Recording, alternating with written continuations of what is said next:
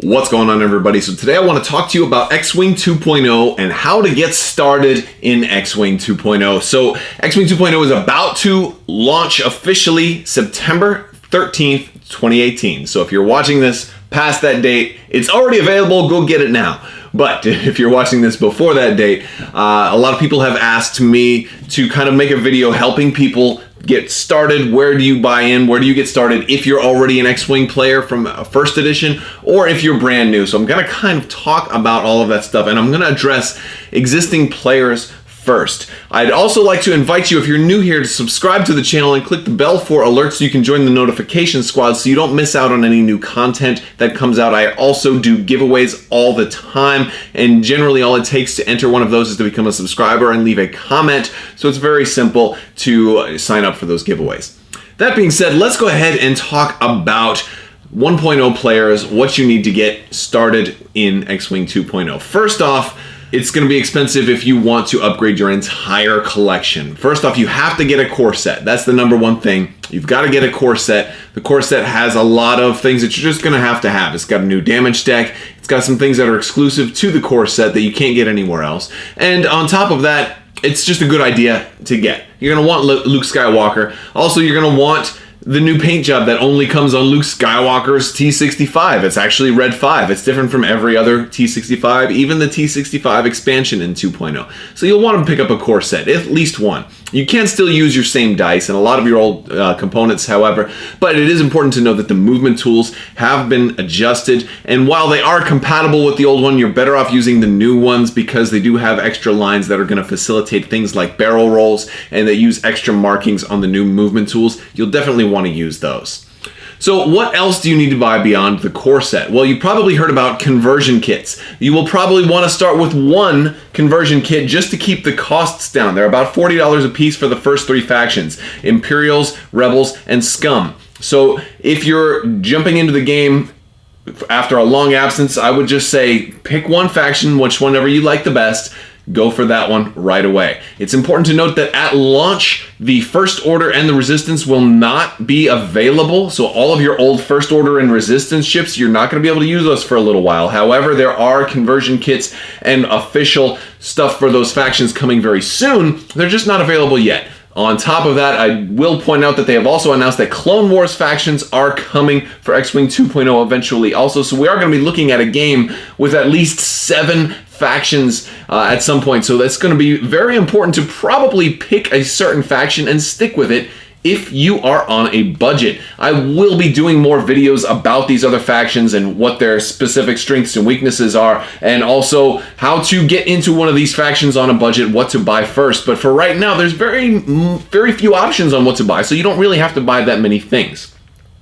One conversion kit is going to give you enough to outfit about 2 of every ship. With certain ships, you're going to get a little bit more. So if you buy one conversion kit for, say, the Empire, you're going to get enough to run 4 TIE fighters, but maybe only 2 TIE Advanceds. And you can check my conversion kit unboxing videos as well, which I have, and I will put links to other X-Wing 2.0 videos at the end of this video. But a conversion kit is going to give you enough to get started into this 2.0 game, which is effectively almost a whole new game. There's been a lot of subtle rule changes, there's been a lot of improvements, and a lot of things that have taken the game back to its roots. And I think that's important because it really brings the fun factor back into X-Wing in some cases where it had kind of drifted away, and helps to rebalance a lot of things. So while you may not be able to field 5 TIE advances in one list with a single conversion kit, do you really need to do that right away? If that's important to you, then go for it. But one of the things I would suggest is that when you're first diving back into X-Wing 2.0, you try out a wealth of different ships. You try not to min-max as much and just try out all the different ships, even ships that maybe you have neglected or not really flown very much, or maybe you've never flown. Try them out because there's been so much rebalancing. One example is the HWK 290, or the Hawk, has received drastic upgrades, and it's a whole new ship now, and it's actually really good, and I think you should check it out. It's one of the ships that got a lot of reworking. The B-Wings have gotten a lot of reworking. T-65 X-Wings have gotten a lot of reworking. TIE Advanceds are better. A lot of things are better. Well, some people might say that TIE Advanceds are not better because they've been changed and reworked a little bit, and they have some improvements and some slight nerfs. But I think overall, most of the ships have seen overall improvements, where some ships stayed almost exactly the same, like the TIE Fighter, for example. Now, a lot of things are going to be available to you when you do buy a conversion kit. You're going to get a whole bunch of upgrade cards and almost everything available in the game through your specific faction's conversion kit. So what else do you need to buy beyond your starter, core set, and your conversion kit? Well, I'm glad you asked. There are a few other things that you may want to buy to be complete with 2.0 that aren't found in the core set or in the conversion kits. First off, it depends on your faction. So I want to point you to X-Wing 1.0, Wave 14, which did come with some 2.0 cards. If you are a Rebel player, you'll probably want to pick up Saw's Renegades, and if you're an Imperial player, you'll probably want to pick up the TIE Reaper. These are not going to have their contents available in the conversion kit, so you'll have to buy these, and it's the only place to get things like Krennic, for example. So you'll definitely want to get those, and Saw Gerrera for the Rebels, respectively. Now, I will point out that there are some inconsistencies in some of the 2.0 cards there, so make sure you check the latest errata list, as well as I've got some other videos that have talked about some of those inconsistencies as well. So in all cases, refer to the official cards, and you'll be able to use the app, which should be launching at the same time. So refer to the app whenever you have a question about a particular upgrade card, because these cards can and will change. And that's one of the other big things about 2.0 is that it's going to have an app, and everything's going to be in the cloud effectively as far as point costs and allowable upgrades that ships can take, which aren't actually printed on the ships anymore.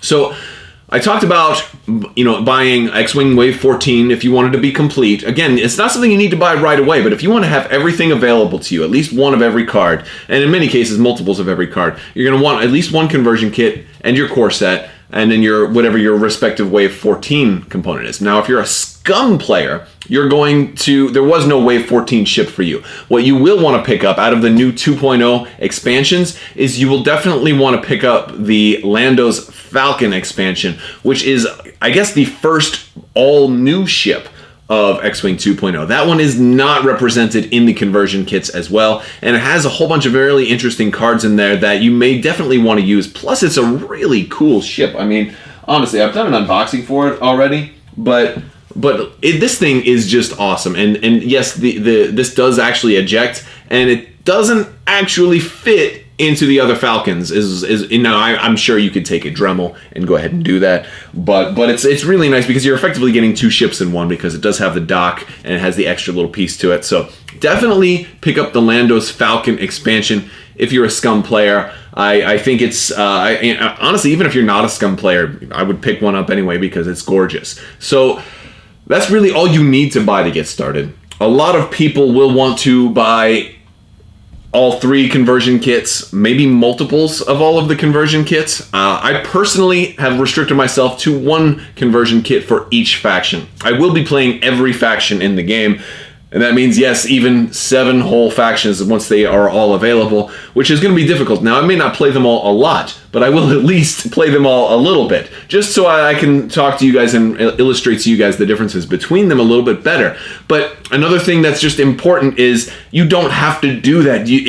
This game can be very expensive because there's so much product that gets released. So I would sincerely urge you to just kind of focus on just a single faction and just a single conversion kit. You're getting multiples of everything in the conversion kit, or just about everything, not the non-unique stuff at least.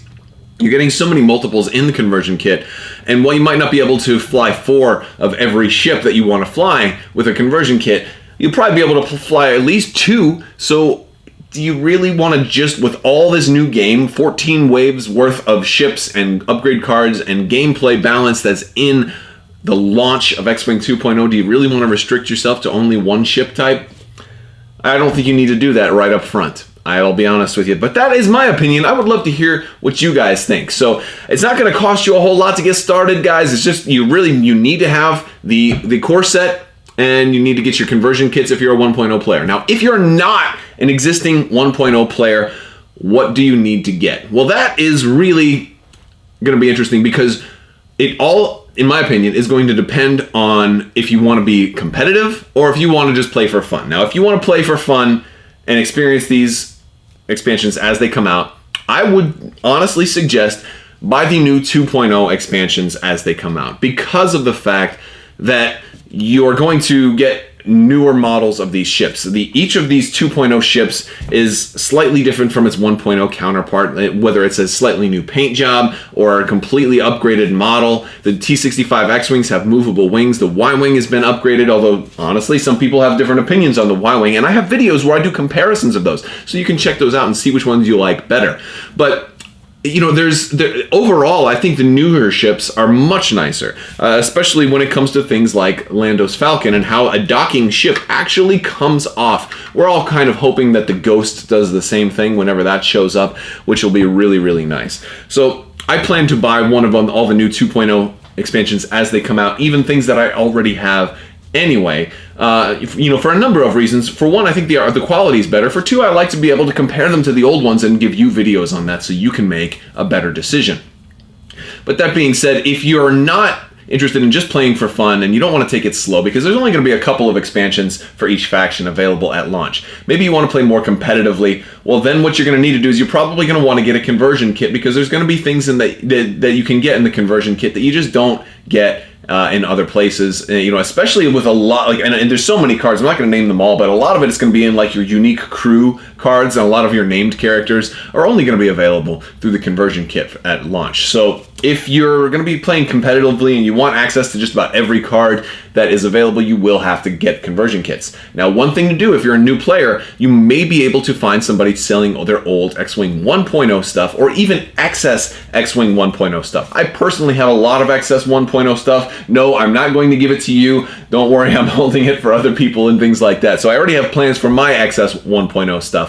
But there are probably a lot of people like me in your area that have excess 1.0 stuff. And personally, for one example I give is I had bought 7 TIE Advanceds at one point, and I don't need 7 TIE Advanceds in X-Wing 2.0. I'm good with 2.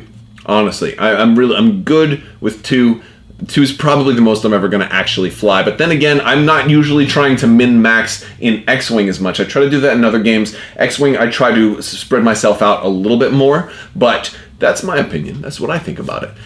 But your best bet, if you're a newer player and you're just getting into this, if you can find a lot where it's at least like half of MSRP for all the old 1.0 stuff from somebody else, as long as it's in good condition, I would go ahead and pick that up and try to, you know, pick up a conversion kit, and now you'll have a lot more options for ships to fly, and you'll have your conversion kit, so you can still get all of your stuff. You will want to also still go ahead and pick up Wave 14, whether it's Saw's Renegades, the TIE Reaper, or the new Lando Falcon for the Scum faction. You will still want to get those too. I definitely endorse the Lando Falcon. I think it's just one of the most awesome models that they've done in a while, and I just love the craftsmanship with that thing as well. Probably my favorite ship of X-Wing 2.0 so far. And that's all I got for you guys. It's getting ready to launch very, very soon, so there will be a lot more X-Wing 2.0 content coming. So I hope you guys make sure you're subscribed. Stay tuned. Check out my future videos, because I will have a lot more battle reports, breakdowns, strategies, talks about the emerging meta, what is going to be on top. I'm sorry I haven't gotten that many more battle reports, but there's not that many people that have X-Wing 2.0 to play against right now, so it's become a little bit difficult to actually set up games, especially when you have a bunch of kids like I do, and I have a lot of things to do. And other games that I play too. A lot of other stuff coming, big Armada videos coming soon, more Legion content, tons stuff, Keyforge stuff coming too. Check that game out also, it's amazing.